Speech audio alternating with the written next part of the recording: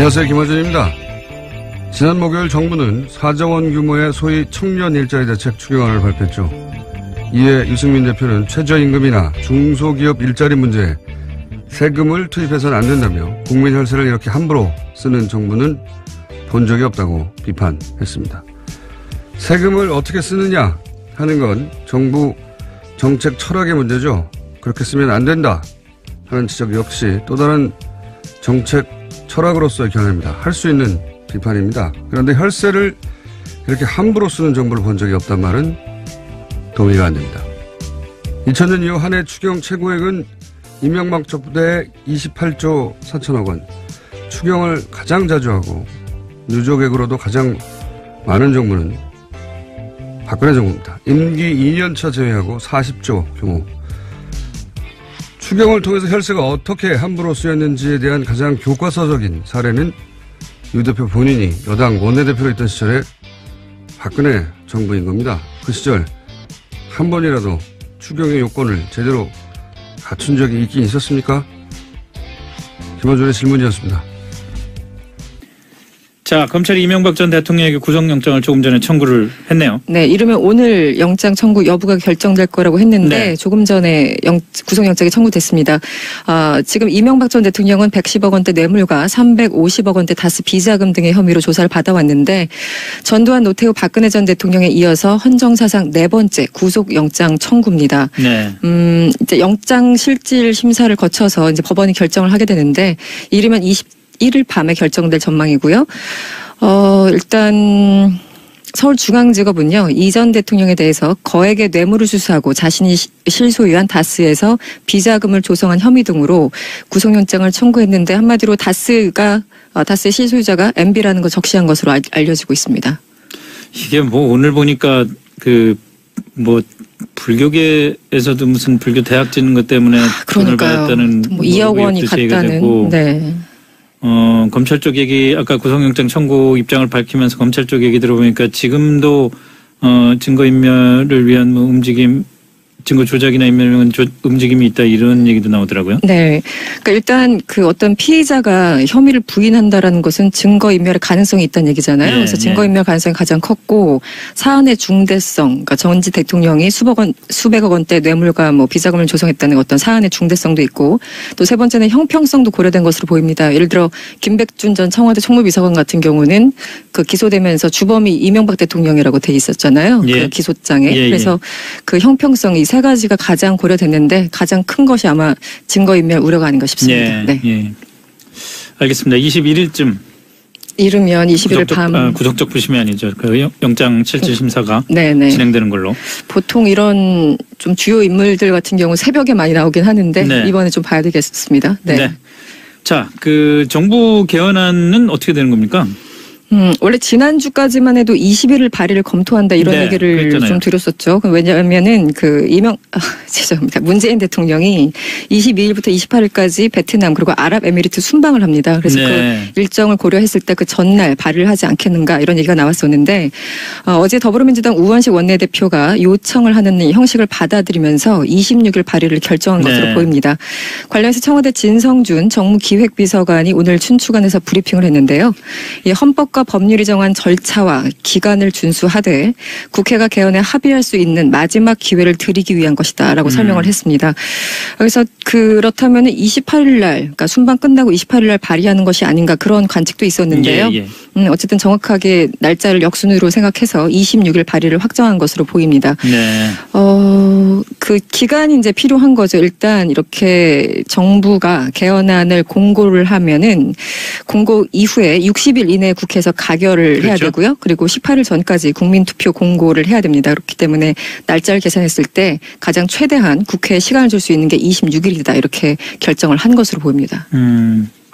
뭐 그 전에 좀 내용도 발표를 하겠죠. 네, 당장 20일이니까 내일부터죠. 내일부터 청와대가 무려 사흘에 걸쳐서 하루에 한 번씩 얘기를 하는데 일단 첫날은 이 헌법의 전문과 기본권에 대해서 설명을 하고. 전문과 기본권에는 5.18이 들어가느냐 안 들어가느냐가 관심사야겠네요. 그렇죠. 5.18 뭐 60항쟁 이런 것들이 들어갔는지 안 들어갔는지. 뭐 근데 행복 추구권이라든지 이런 것들이 또 어떻게 또 변화가 있을지도 관심사고. 그렇죠. 그 표현 하나하나가 굉장히 좀 민감할 수 있기 때문에 둘째 날은 지방 분권, 국민 주권 이런 내용이 소개가 될 거고요. 세 번째는 정부 형태 이렇게 나눠서 개헌안에 대해서 정부가 설명을 한다고 합니다. 그럼 권력구조 개편은 정부 형태로 들어갈려나요? 저도 그렇게 이해를 하고 있습니다. 네. 정부 형태에서 일단 그 연임제 4년 연임제가 특별위원회가 보고한 내용인데요. 네, 그렇죠. 큰 틀에서 유지가 된다고 하니까 거기 자체에 큰 변화는 없을 것 같고요. 일단 뭐 기본권 이런 표현에 있어서 좀 적지 않은 변화가 있지 않을까라는 생각이 듭니다. 네. 알겠습니다. 안희정 전 충남지사가 오늘 검찰에 또 출석을 했더라고요. 뭐 출석하면서 얘기가 있었습니까? 그렇습니다. 오늘 검찰 조사 전에 취재진들과 만났는데요. 합의에 의한 관계였다고 생각했지만 고소인들께서 그런 게 아니었다고 한다. 사과드린다 이렇게 얘기를 했습니다. 본인은 어쨌든 합의에 의한 관계였다고 주장을 한 거고요. 네. 하지만 최초 폭로자였던 김지은 씨는 지난 6일이었습니까? 당시 방송에 나와서 당시 위치에서 할 수 있는 최대한의 거절을 했다 이렇게 주장한 바가 있어서 현재도 다른 입장을 보이고 있습니다. 오늘 같은 경우는 정식 소환 절차에 따라서 출석을 한 거고요. 저번에 9일에 출석했었잖아요. 그때는 뭐 그냥 나간 거죠. 그랬었죠. 자기가 이제 일방적으로 나가겠다고 해서 나갔기 때문에 이번에 그래서 두 번째 출석입니다. 네. 어쨌든 검찰에서 이 말로 미뤄봐서는 안 전 지사는 검찰에서 합의에 의한 관계라는 주장을 계속 할 것 같네요. 그럴 가능성이 높죠. 굉장히 다툼의 여지가 있는 방향으로 몰고 가고 있는 것 같습니다. 네. 이윤택 씨는 어떻게 됐습니까? 경찰 조사가 마무리가 된 것 같은데. 네, 이틀 내내 조사를 받았습니다. 연극 연출가죠. 이윤택 씨 성추행 성폭행 혐의로 무려 17명의 연극인들에게 고소를 당했는데요. 이건 좀 고민이 있는 것 같은데요. 경찰 입장에서 이게 뭐 공소시효라든지 이런 문제가. 네. 그래서 예를 들어 공소시효 문제가 끝난 거는 문제가 되지만 그 지속적 혹은 상습적 이런 내용들이 포함이 된다면 뭐 처벌이 가능하지 않은가 법리적으로 굉장히 좀 고민이 있는 부분인데요. 일단 구속영장 신청 여부를 이번 주 안에 결정할 방침인 것으로 전해지고 있습니다. 예. 그리고 노동부가 뭐 이 미투 관련된 겁니다만은 그 여성 차별이나 성폭력과 관련된 그 대책이랄까 뭐 새로운 걸 내놨던데요. 이게 굉장히 문제가 된다고 저도 개인적으로 생각을 했는데 오늘 다행히 고용노동부 김영주 장관이 언급을 했습니다. 이 채용 면접할 때 성폭력이 있을 경우 어떻게 당신은 대처할 것이냐 이런 질문들이 굉장히 여성 그 지원자들을 압박하는 그런 질문이었거든요. 제가 잠시 뒤에 인터뷰에서 그렇지 않아도 내용 관련해서 그 인터뷰를 할 예정은 있습니다만은 아니 이게 채용 면접을 할 때 성폭행을 뭐 당하면은 얘기할 거냐? 그러니까요. 예? 그러니까 범죄인데 이게 질문입니까 뭡니까? 그래서 말이 안 나와요, 말이. 네. 근데 요즘 이제 미투 캠페인의 한창 와중에 일부 기업에서 실제 이런 질문들을 더더욱 하고 있다라는 그런 얘기가 있었거든요. 그래서 굉장히 문제로 생각을 했었는데 이렇게 면접자를 압박하는 질문을 하는 사업장에 대해서는요. 남녀고용평등법 위반으로 사법 처리하라고 지시를 했습니다. 이 질문 자체도 성폭력 아닌가? 그냥 그렇죠. 고용평등법 위반 문제가 아니라? 이거는 이걸 어떤 법에 저촉되는지 저는 법률적으로 모르겠습니다만 이거 자체가 성폭력이 당연히 있을 것이다라는 어떤 잠재적인 질문이기 때문에 굉장히 불쾌하다는 생각이 들고요. 그리고 이런 질문 자체가 직무 연관성과는 무관한 데다가 상당한 부담감을 주기 때문에 관계법에 저촉된다는 행위라는 게 고용부의 설명입니다. 그리고 저번에 앵커님이 말씀하신 펜스룰 있잖아요. 펜스룰 이제 여성을 아예 배제하고 뭐 펜스 여성하고는 회식도 안 하고 뭐 사무실에 같이 앉지도 않고 그렇죠. 뭐 차를 타지도 않고 뭐 이랬다는 그 이른바 펜스룰 이것을 명분으로 해서 업무에서 여성을 제외하는 등의 그 행위도 성차별적 행위로 간주해서 엄정 조치하라고 주문을 했습니다. 그래서 이 행위에 관련해서 신고나 제보가 들어온 사업장에 대해서는요. 즉각 행정지도 또는 근로감독을 실시할 계획입니다. 이거에 대해서 좀 그 얘기들이 나오는데 도대체 예를 들어서 특정 업무에서 여성을 제외할 경우에 이게 성차별적인 이유 때문에 제외를 하는 거냐 또는 펜스룰 때문에 제외를 하는 거냐 아니면은 그 업무에 적절하지 않은 그 직무 능력을 갖고 있기 때문에 제외하는 거냐 굉장히 예민하기 때문에 이거 어떻게 구분이 되겠냐 이렇게 항변하는 분들도 꽤 있더라고요. 그러니까 매우 추상적이니까 그것을 악용할 소지가 분명히 있고요. 또 매우 추상적이니까 증명할 여지가 굉장히 줄어드는 것도 사실이죠. 그건 사실인데 뭐 그럼에도 불구하고 전 이런 생각이 좀 드는 게 그 예민하고 또 그 좀 정밀해져야 되는 어려움이 있는 건 사실이지만 그만큼 이제까지 우리가 그만큼 둔감하고 정밀하지 못했다는 것을 거꾸로 입증하는 거기도 한다는 생각이 들어요. 그렇죠. 사실은 이런 압박 질문 같은 경우는 과거에도 늘 있었는데 이제 네. 와서 이제 다시 한번 인식이 되는 거니까 정부도 참 뒤늦게 따라가는 그런 측면이 다시 한번 확인되는 게 아닌가 싶기도 합니다. 시사평론계에서는 여성이 배제되거나 이런 경우는 별로 없나요? 추상적이기 때문에 알 수 없습니다. 적어도 증명해낼 수가 없습니다. 적어도 김성준의 시사전망대에서는 배제가 안 되고 있으니까 네. 잘 됐습니다. 감사드립니다. 여기까지 하죠. 내일부터 3일간 대통령의 개헌안을 국민께 공개할 예정입니다. 이와 함께 대통령은 마지막까지 국회의 합의를 존중할 것이라는 입장과 더불어서 국회가 신속하게 논의하고 합의해 줄 것을 재차 당부했습니다.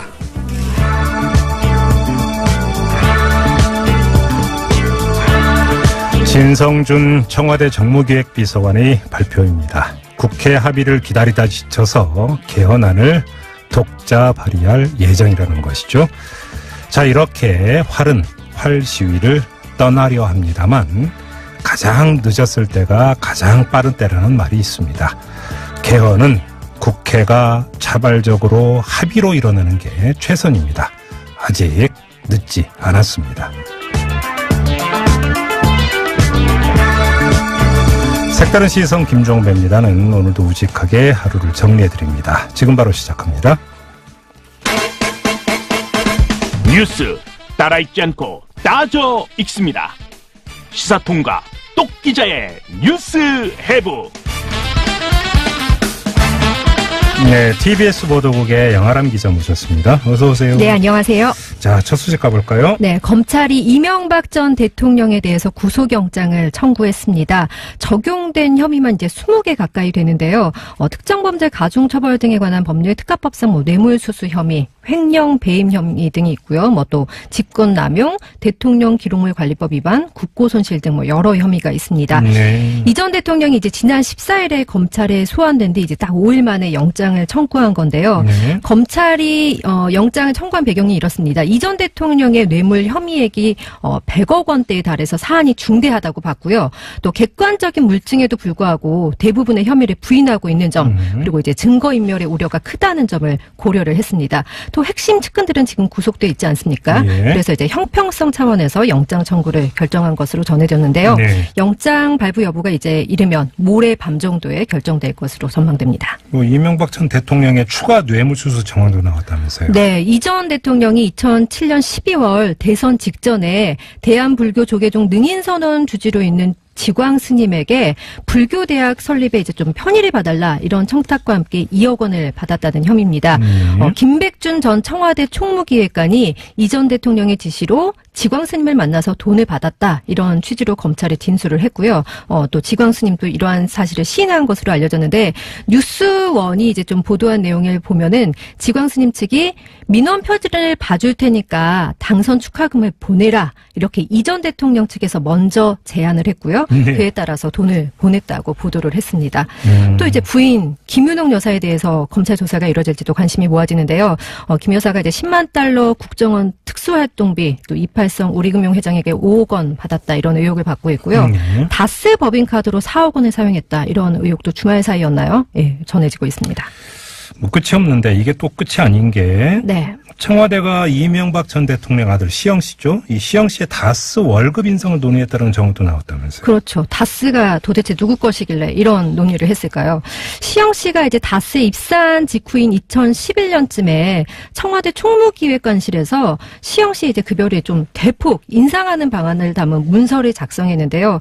이 문서가 청계재단이 소유한 영포빌딩, 다스 창고 등에서 발견이 됐습니다. 네. 당시 이제 이 내용이 이 전 대통령이 보고를 받았고 또 승인을 했다 이런 진술까지 검찰이 지금 확보한 것으로 전해지고 있습니다. 네, 예. 이뿐만 아니라 이 전 대통령의 맞사위 이상주 삼성전자 전무가요 성동조선 해양 등에서 5억 원가량을 받아서 이전 대통령 측에 넘겼다. 이런 취지의 자술서를 검찰에 제출한 것으로 전해지고 있습니다. 아무튼 오늘 구속영장을 청구를 했으니까 이제 공은 법원으로 넘어갔네요. 그렇죠? 네. 네. 자, 다음 소식으로 가죠. 네, 2018 평창 동계 패럴림픽 대회 어제 폐막식을 끝으로 열흘 동안의 일정을 마무리했습니다. 전 세계에서 567명의 선수들이 참여한 역대급 이제 최대 패럴림픽 대회였는데요. 네. 우리나라에서도 6개 종목에 총 36명의 선수가 참여를 했습니다. 금메달 1개, 동메달 2개를 얻어서 좋은 결과도 냈는데 네. 신희연 선수가 크로스컨트리 스키 남자 7.5km에서 금메달을 땄고요. 또 같은 종목 15km에서 동메달을 목에 걸었습니다. 네네. 그리고 우리 장애인 아이스하키 대표팀은 동메달을 얻었습니다. 이번 패럴림픽 대회에는 특히 이제 사상 최초로 북한 선수들이 참여를 했는데요. 네. 남북 간의 평화로운 분위기를 조성하는데도 톡톡히 기여를 했습니다. 그러게요. 자, 평창 동계 패럴림픽은 이제 막을 내렸지만 그 여운은 아직도 가슴에 담고 있을 분 한 분 연결하겠습니다. 2001년 8월에 탈북을 해서 한국에 온 장애인 아이스하키 국가대표 선수입니다. 최광혁 씨 잠깐 연결하죠. 여보세요. 네, 여보세요. 예, 안녕하세요. 네, 안녕하십니까. 네, 어제 폐막식 있었고 오늘 오전에는 이 선수단 해단식까지 열렸다고 하던데요. 소감이 어떠세요?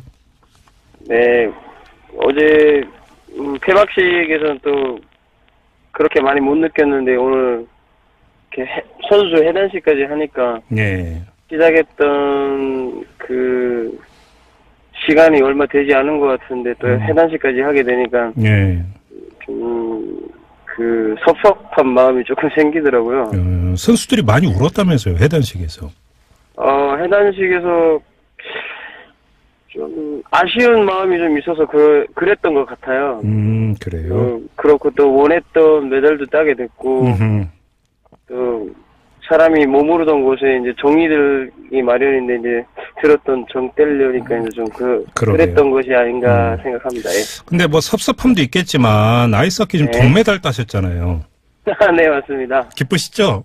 목소리가 달라지시네 지금. 아직까지 이게 실감이 잘 안 나네요. 이게 사람이 너무 긴장했을 때 이제 붕 뜬 그런 느낌이 있잖아요. 네네. 네, 지금 아직까지 그런 이게 몸에 이제 그런 전율이 좀 남아 있네요, 아직도. 지금 말씀 이게 꿈인가 생시인가 아직도 여기서 못 벗어나고 있다 이런 말씀이세요? 네, 그렇죠. 많이 기쁘신가 보군요. 네, 그렇습니다. 뭐 다시 한번 축하드립니다. 아무튼 이렇게 네, 감사합니다. 좋은 성적을 거둘 수 있었던 비결이라고 할까요? 뭘까요, 그게? 네. 아무래도 가장 기본적인 건 같은 가족인 형제들도 이제 가끔 다투기도 하고 그러잖아요. 그렇죠, 그렇죠. 많은 선수들이 모여서 조금씩 개개인마다 양보하는 마음이 있었고 그래서 예. 팀적으로 잘 운영이 되지 않았나 생각하고 또 여태까지 많은 시간 동안 또 많은 땀을 흘렸고 예. 좋은 그 나락을 거두려면 좋은 씨를 뿌려야 되듯이 그렇죠. 예, 열심히 운동했던 것만큼의 결과라고 생각합니다. 그래요. 우리 최광혁 선수는 탈북민 출신이시잖아요. 네, 그렇습니다. 네, 특히나 여기까지 오시는데 많은 사연이 있었을 것 같은데요. 제일 힘드셨던 게 어떤 거였어요? 제일 힘들다기보다는 힘든 일이 너무 이렇게 여러 가지로 많이 일어나서. 그렇죠. 예. 딱히 뭐가 제일 힘들다라고 이렇게 찝기가 조금 어렵네요. 또, 오늘은 오늘대로 힘들고, 내일은 내일대로 힘들고, 뭐, 이런 것들이니까, 딱히 언제가 제일 힘듭니다. 뭐, 이러기는 좀 그렇네요. 근데, 여태까지 살아왔던 게, 처음부터 또 문화 차이나, 또, 여러 가지 말투나, 네네. 생각의 차이 같은 게 있었으니, 거기다 또 장애까지 있어서, 네. 여러 가지로 많이 힘들었죠. 그래요.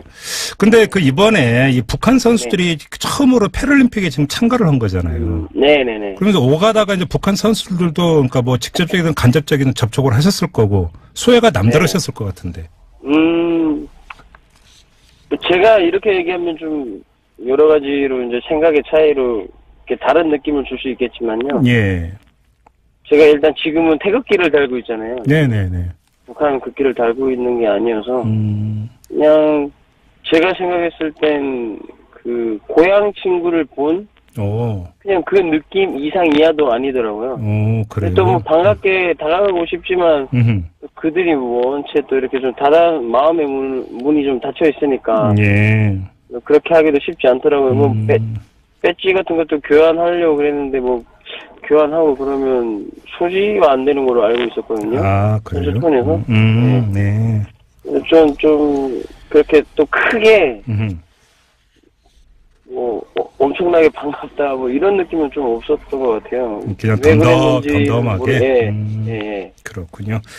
네. 자, 아무튼 이 패럴림픽이 진행되는 동안에 여러 가지 이야기가 있었는데 그 가운데 하나가 이게 뭐 동계 올림픽에 비해서 경기 중계 너무 안 하는 거 아니냐 방송사들이 이런 사실 그 국민들의 지적도 좀 있었는데 선수로서 좀 섭섭하지 않으셨어요?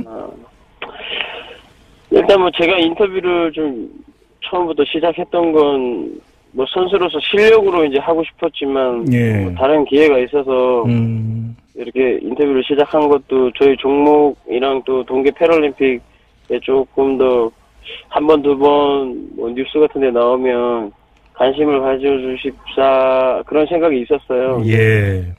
그 방송에서 조금 약하더라고요. 네네. 방송 되는 게 조금 아쉬운 점이 있었던 것 같아요. 근데 뭐 그 점을 뭐 제가 뭐 감나라 배나라 할 수 있는 부분은 아니고요. 해주면 고맙게 또 감사하게 또 그런 마음을 가지는 거고 또 안 해주면 또 아쉬운 마음을 또 조금 가지는 거고 뭐 그런 것 같아요. 근데 그래도 또 사람이다 보니까 욕심이 생기니 좀 해줬으면 하는 마음이 또 있죠. 뭐. 그럼 그게 솔직한 마음이죠, 사실. 네네. 그 이제 선수단 해단식도 끝나고 지금은 어디 계세요? 네. 지금 이제 집에 가는 길이었고요. 예.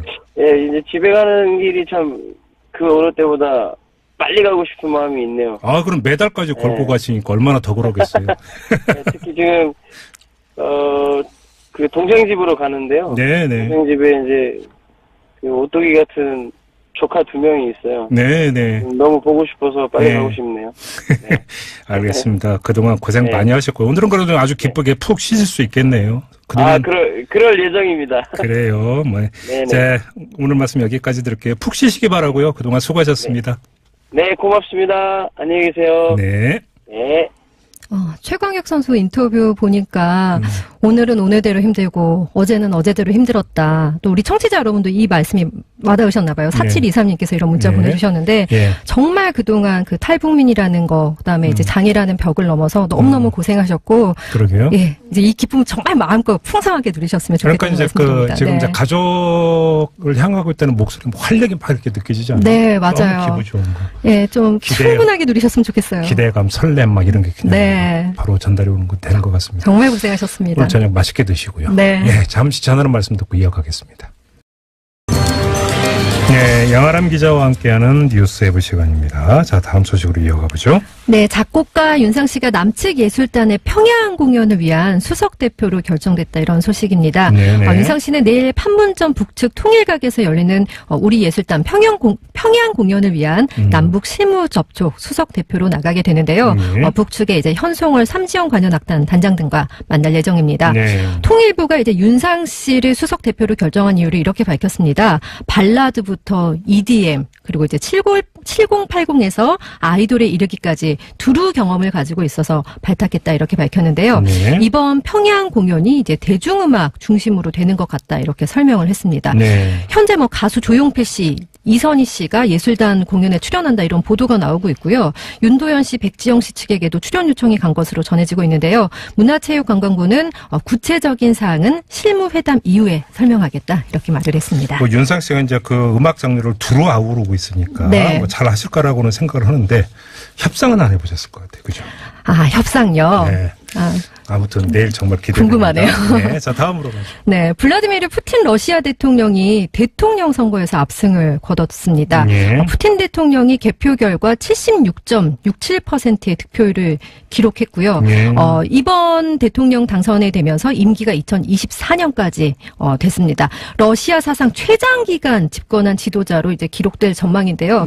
푸틴 대통령은 이제 지난 2000년에 처음으로 대통령에 취임을 했고요. 2008년까지 대통령을 대통령을 연임했습니다. 예. 러시아 헌법상 이제 3번 연임을 할 수가 없어서 그 당시 2008년부터 이제 총리를 지냈다가 그렇죠. 2012년에 다시 이제 임기가 6년으로 늘어나 대통령이 됐고요. 네. 이번에 이제 또 대통령이 돼서 2024년까지 대통령을 지내게 됐습니다. 그럼 20년 하는 거잖아요. 예. 정말 역대급입니다. 네. 이번 대선에 대해서 러시아의 한 상원 의원은 이제 트위터에 이런 글을 올렸는데요. 푸틴을 악마화하려는 서방의 시도가 러시아에서 오히려 역효과를 냈다. 그리고 이제 푸틴을 둘러싸고 유례없는 결집이 일어났다. 이렇게 분석을 했습니다. 네. 그리고 이제 푸틴 캠프 관계자는 러시아 이중 스파이 암살 시도 사건을 둘러싼 영국과의 갈등도 푸틴이 압승을 거둔 큰 이유라면서 예. 러시아가 무차별적으로 그리고 아무런 증거 없이 비난받을 때마다 러시아 국민은 힘의 중심에서 뭉쳤다 이렇게 말을 했습니다. 네. 하지만 이번 푸틴 대통령이 이제 선거에서 크게 승리했지만 그 과정에서 뭐 부정 투표도 있었고 강제 투표도 있었다 뭐 이런 의혹들이 뭐 증거 자료와 함께 계속 제기되고 있는 상황입니다. 알겠습니다. 아무튼 러시아 그리고 중국은 이 철권 이게 다시 구축이 되는 그런 경향이 있습니다. 네. 최고 권력자가 이런 경향이 분명히 있는 것 같고요. 자, 다음 뉴스는요. 네, 국세청이 이건희 삼성전자 회장이 수년간 운용해온 천여 개의 차명 계좌를 대상으로 고율의 세금을 납부할 것을 고지했습니다. 국세청이 이제 최근 2차례에 걸쳐서 삼성증권 같은 이제 금융기관에 이 회장이 운용한 그 차명 계좌의 이자와 배당 소득에 대한 세액을 고지를 했는데요. 예. 보통 그 이자랑 배당 소득은 금융기관이 세금을 원천 징수하기 때문에 이번 그 납세가 금융기관, 그러니까 증권사의 금융기관에 통보가 된 겁니다. 그리고 이제 금융기관은 실소유주에게 구상권을 청구해서 납부한 세금을 회수할 것으로 보입니다. 네네. 금융실명법에는 그 수사당국의 수사 등으로 계좌의 실소유주와 또 계좌 명의인이 다른 것이 확인되면 해당 계좌의 그 이자와 배당 소득에 대해서 90%의 세율을 과세하도록 하고 있는데요. 예. 이 회장의 차명 계좌에 대한 과세액이 1,000억 원이 넘을 것이라는 이제 추정이 나옵니다. 보통 우리가 일반적으로 이자와 배당 소득에는 10% 이제 세율을 매기고 있죠. 예. 그리고 이제 국세청이 이 회장뿐 아니라 다른 재벌 총수 등의 차명 계좌에 대해서도 금융기관들이 스스로 세금을 납부해달라고 이제 통보했습니다. 이건 이제 그 전에 이제 논란을 비치던 과징금 부과하고는 다른 이야기입니다. 세금 부과니까. 네. 자, 그리고요. 더불어민주당이 정봉주 전 의원의 복당을 받아들이지 않았습니다. 네. 더불어민주당 최고위원회가 오늘 이제 만장일치로 정 전 의원에 대한 복당 불허 결정을 내렸습니다. 네. 정 전 의원이 이제 지난 7일에 서울시장 출마를 선언하려다가 이제 그때 성추행 의혹이 보도되면서 출마 선언을 연기를 했었죠. 네. 그리고 이제 어제 다시 서울시장에 나가겠다고 공식 선언을 했습니다. 안희정 전 지사는 오늘 검찰 출두했죠. 네, 두 번째 검찰 출석인데요. 성폭력 의혹에 대해서 합의에 의한 관계라고 생각했다. 이렇게 말을 했습니다. 네. 그런데 이제 안전지사의 고소인들은 이 성폭력이 업무상 위력에 의해 이루어진 것이라고 계속 주장을 해왔는데 네. 안전지사가 이걸 부인한 겁니다. 안전지사는 고소인들은 이제 합의에 의한 것이 아니었다고 한다며 이제 사과를 드린다 일단 이렇게 말을 했는데요. 네. 검찰 조사를 충실히 받고 그에 따른 사법 처리도 달게 받겠다 이렇게 밝혔습니다. 근데 처음에 이게 그 JTBC 뉴스룸에서 보도 나오고 네. 그 당일날 합의에 의한 관계였다라고 하는 해명이 나왔을 때 그랬죠. 1시간쯤 뒤인가 안희정 당시 지사죠. 본인의 이름으로 그건 잘못된 해명이다. 그러니까요. 또 이렇게 밝힌 적이 있었는데 네. 이제 와서는 또 합의에 의한 관계라고 생각했다. 왔다 갔다 하는군요. 그렇죠. 네. 자, 검찰 판단이 궁금하고요. 다음 소식으로 가죠. 네, 정세균 국회의장이 포스코 송도 사옥 매각에 개입한 의혹이 있다고 시사저널이 보도를 했습니다. 네. 포스코 송도 사옥 매각을 놓고 자유한국당 서청원, 이우연 의원이 이제 뇌물을 받고 압력을 행사했다는 의혹이 제기된 상황에서 정 의장이 개입한 정황이 추가로 드러났다 이러면서 이제 시사저널이 녹취록을 공개한 건데요. 네. 녹취 파일을 보면은 정 의장이 송도 사옥의 지분을 가진 이제 박모 씨라는 사람과 통화한 내용이 나옵니다. 네. 이 포스코가 송도 사옥 매각과 관련해서 국내에는 마땅한 업체가 없는 것 같다. 그리고 이번 주쯤 이제 뭐 검토를 해서 다음 주쯤 결정을 하게 될 것이다. 이제 이런 내용 등이 녹취록에 담겨 있습니다. 네. 정 의장 측이 이제 이 보도에 대해서 어떤 부정 청탁도 없었다 이렇게 바로 해명을 했는데요. 박 씨와는 종로 구민으로 같은 교회를 다니면서 아는 사이이다. 그리고 이제 지역 구민이 억울하다고 하니까 어떻게 돼가고 있는 건지 알아본 정도라고 해명을 했고요. 예. 또 이제 뇌물 의혹이 있는 사람들의 기사를 다루면서 이제 정 의장 자체가 부정 청탁 당사자처럼 보이게 했다면서 법적 대응을 하겠다 이런 입장을 밝히고 이제 있습니다. 본인은 사실 무근이다, 잘못된 보도다 이런 입장인 거잖아요. 네. 현 현직 국회의장이 비위에 휘말렸다. 이것도 사실은 기억이 거의 없는 이런 사례가 되는데 이런 사례가 안 나오기를 바랍니다. 그렇지 않아도 국회 여러 가지 이제 문제점이 있고 국민들의 비판을 받고 있는데 여기 이렇게 되면 설상가상 아니겠습니까? 네, 그렇죠. 제발 아니길 바라겠습니다. 네. 자, 뉴스에보 이렇게 마무리하고 양아랑 기자와 인사 나누겠습니다. 수고하셨어요. 사운드 오브 뉴스로 이어가죠. 김민아 기자 어서 오세요. 안녕하세요. 오늘 들어볼 소리요. 통합 이후에 좀 자세를 낮추고 있던 안철수 전 국민의당 대표가 바른미래당의 인재영입위원장으로 당무에 복귀를 했는데요. 무엇이라고 얘기를 했는지 들어보시죠. 저희들이 바라는 인재는 바로 깨끗하고 유능한 인재입니다. 그리고 그것이 바로 우리 바른미래당의 지방정부 상에도 맞는 인재이기도 합니다. 지금 거대 양당들이 제대로 잘 하지 못하는 민생, 현재의 민생 문제, 그리고 또 미래에 대한 대비, 그것에 중점을 둔 그런 지방정부를 저희들은 꿈꾸고 있습니다. 그래서 널리 인재를 앞으로 찾겠습니다. 여성, 청년, 대학생, 노인, 장애인, 다문화, 그리고 노동, 직능에 이르기까지 여러 다양한 분야에 걸쳐서 두루 널리 인재를 찾고자 하는 그런 의미. 네, 인재영입위원장인데 지금 당의 지지도나 이런 거 보면은 참 쉽지 않은 일이죠. 그렇습니다. 지금 뭐 인재영입에 특별히 노력을 한다고 해도 현실적으로는 거대 양당의 공천에서 탈락한 인사들 중심으로 뭐 이른바 이삭줍기 이런 모양새가 되는 게 유력하지 않겠냐 뭐 이런 얘기들도 하는 모양인데요. 예. 민주평화당의 박지원 의원 같은 경우에는 안철수 전 대표가 국민의당에서도 인재영입위원장을 했는데 그때 한 사람도 영입을 못했다 이렇게 좀 꼬집기도 했습니다.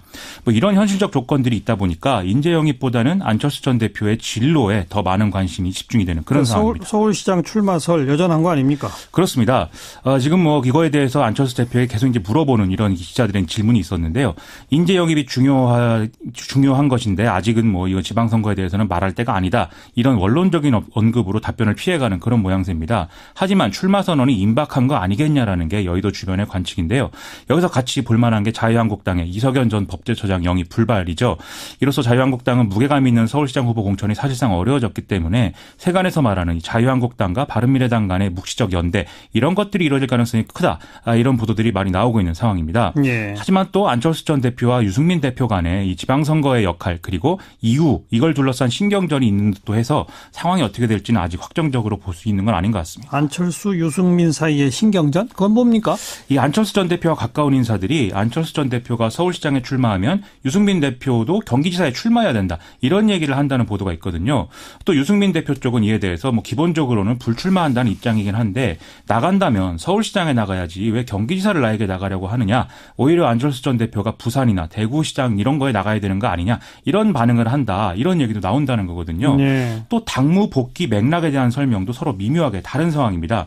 안철수 전 대표 쪽은 당이 요구해서 직책을 맡은 것이다. 이렇게 얘기를 하고 있고 유승민 대표 쪽은 안철수 전 대표가 역할을 맡고 싶어 하기에 민생특위위원장이나 인재영입위원장 두 가지를 제안했는데 안철수 전 대표가 후자를 택했다. 이렇게 얘기하고 있다는 것이거든요. 이런 상황이 이제 지방선거에 얼마나 영향을 주겠느냐 이런 것도 일부 관전 포인트가 되고 있는 것 같습니다. 네.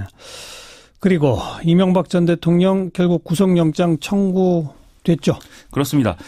검찰이 예상대로 이제 구속영장을 청구했는데요. 구속영장이 발부되는가 이것은 법원 심사를 거쳐서 이르면 21일 밤에 결정될 전망이라고 합니다. 검찰에 따르면 이명박 전 대통령에게는 뇌물수수, 횡령, 배임, 조세포탈 등의 18개 안팎의 혐의가 적용이 되어 있는데요. 지금 뇌물 혐의에 가장 중요한 것인데 110억 원대입니다. 예. 국정원에서 한 17억 5천만 원 정도 특수활동비를 받은 것 그리고 다스의 미국 소송비를 삼성전자가 대납한 것 이팔성 우리금융지주 회장과 대보그룹 김소남 전 의원, ABC 상사, 능인선원 이런 데서 금품을 받았다. 이런 내용들이 이제 다 들어가 있는 상황이고요. 이명박 전 대통령은 자기는 뇌물수수에 대해서는 전혀 모르고 측근들의 책임이다. 이렇게 얘기를 해왔기 때문에 이 점이 이제 영장실질심사에서 가장 중요한 쟁점이 될 것 같습니다. 또 횡령, 조세포탈, 배임 이런 혐의는 이명박 전 대통령이 다스의 실소유주다. 이런 전제가 들어가 있는 것이기 때문에 이것도 치열한 공방 대상이 될 것으로 보입니다. 방금 능인선원 얘기했는데 이거 오늘 또 최근에 새롭게 밝혀진 거죠. 스님한테서 돈을 받았다. 알았다 이거죠? 그렇습니다. 오늘 뉴스원이 한 보도를 보면은요, 능인선언의 주지인 지광스님이 이명박 전 대통령 측에 2억 원을 보낸 것은 이명박 전 대통령 측이 당선 축하금을 보내라 이렇게 요구를 해서다 이렇게 밝혔다는 거거든요. 언론은 이 돈이 불교대학 설립이라는 현안과 관계가 돼 있었던 거 아니냐 이렇게 보고 있습니다. 이외에도 어제 MBC의 경우에는 오리온그룹도 이명박 대통령 당선 직후에 당선 축하금 1억 원을 보냈다는 폭로가 나왔다 이렇게 보도를 했는데요. 이런저런 돈 문제 관련 추가 보도가 여러 언론 통해서 계속 나오는 상황입니다. 예, 이제 법원의 판단 기다려보고요. 다음 뉴스는요. 오늘 안희정 전 충남지사가 검찰에 다시 소환됐습니다. 안희정 전 지사는 성폭력 혐의에 대해서 합의에 의한 관계였다고 생각했지만 고소인들이 그런 것이 아니었다고 한다라면서 사과한다 이렇게 얘기를 했습니다.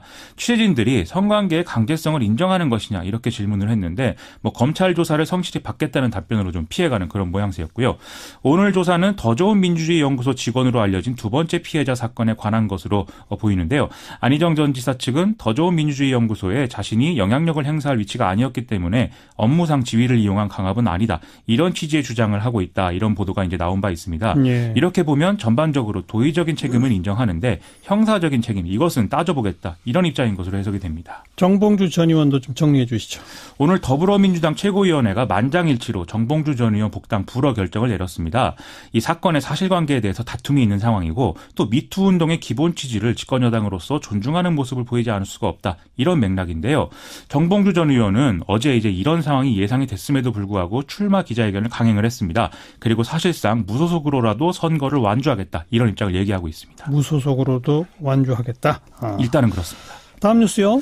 평창 동계올림픽에서 북한 예술단이 축하 공연을 선보인 것에 대한 화답으로 우리도 다음 달 평양에서 이제 공연을 하게 됐는데요. 그렇죠. 내일 우리 측 음악 감독으로 내정된 가수 윤상 씨와 북한의 현송월이 판문점에서 만나서 공연 내용 등을 협의하기로 했습니다.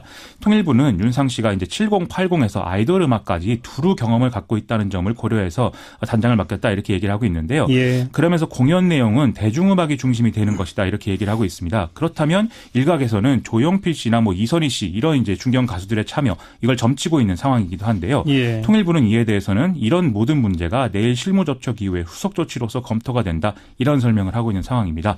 어쨌든 남북 정상회담 앞두고 좀 좋은 분위기가 이어가는 그런 계기가 됐으면 좋겠습니다. 예, 남북 관계, 북미 관계 잘 되려면 중국, 러시아 이런 나라도 다 도와줘야 되는데 지금 중국하고 러시아는 아주 거의 왕조처럼 지금 돼가고 있죠? 그렇습니다. 또다시 독재 국가가 되고 있다. 이런 얘기도 많이 나오고 있는데요. 우선 러시아 대선에서는 블라디미르 푸틴 러시아 대통령이 76%가 넘는 득표율로 압승을 거둔 것으로 그렇게 나타났습니다. 예. 만일 푸틴 대통령이 2024년까지 재임을 하게 되면 24년간 집권하게 돼서 스탈린 이후에 최장 집권 기록을 세우게 되는데요. 그렇죠. 거기에 이제 중국 시진핑 국가주석은 지난 17일 국가주석과 중국 공산당 중앙군사위 주석의 재선출되는 또 기록을 세우기도 했습니다. 여기에 최측근인 왕치산을 국가 부주석 자리에 앉히면서 장기 집권 가능성까지 예고한 그런 상황입니다. 이런 현상들이 북핵 문제에도 영향을 주죠. 이들은 이제 미국과 더 첨예하게 대립하는 그런 대외 정책을 추진할 것으로 보이기 때문에 예. 북핵 문제가 이 지정학적 이해관계에 종속되는 거 아니냐 이런 우려가 한쪽에서 나오고 있는데요. 물론 트럼프에 의해서 보듯이 이런 좀 스트롱맨들이 좀 그런 특성을 갖고 있어서 예기치 못한 결단을 내려서 한반도 비핵화를 실현하는 경우에도 생길 수 있다. 이런 전망도 지금 나오고 있는 상황이긴 합니다. 예. 그래서 이런 상황에서는 역시 좀 리스크를 최소화하고 각국의 이해관계를 중간에서 여러모로 조정을 하는 문재인 정권의 역할이 더욱 중요해지고 있다. 이런 진단도 나오고 있으니까요. 좀 여기에 좀 집중을 했으면 좋겠습니다. 다음 뉴스요. 포스코 송도 사옥 매각을 놓고 자유한국당 서청원 이우현 의원이 뇌물을 받고 압력을 행사했다는 의혹이 제기된 상황인데요. 시사저널이 정세균 국회의장도 이 의혹에 연루됐다 이렇게 보도를 했습니다. 예. 당시에 포스코 송도 사옥 지분을 보유한 사업가 박모 씨가 2014년에서 2015년까지 높은 가격으로 사옥을 매각하기 위해서 정치권에 청탁을 해서 포스코를 압박을 했는데 이때 새정치민주연합 소속 의원이었던 정세균 의장과도 통화를 했다 이런 얘기고요. 정세균 의장은 포스코에 잘 얘기를 했다는 취지로 답변을 했다. 이런 얘기였습니다. 자, 정세균 의장 측은 즉각 반박했죠. 부정확하고 악의적인 기사다라면서 즉각 민형사상 소송을 제기하겠다라고 밝혔는데요. 박모 씨와 지역구민으로서 친분이 있는 것은 맞지만 억울하다는 주장을 들어줬을 뿐이고 또 포스코 건설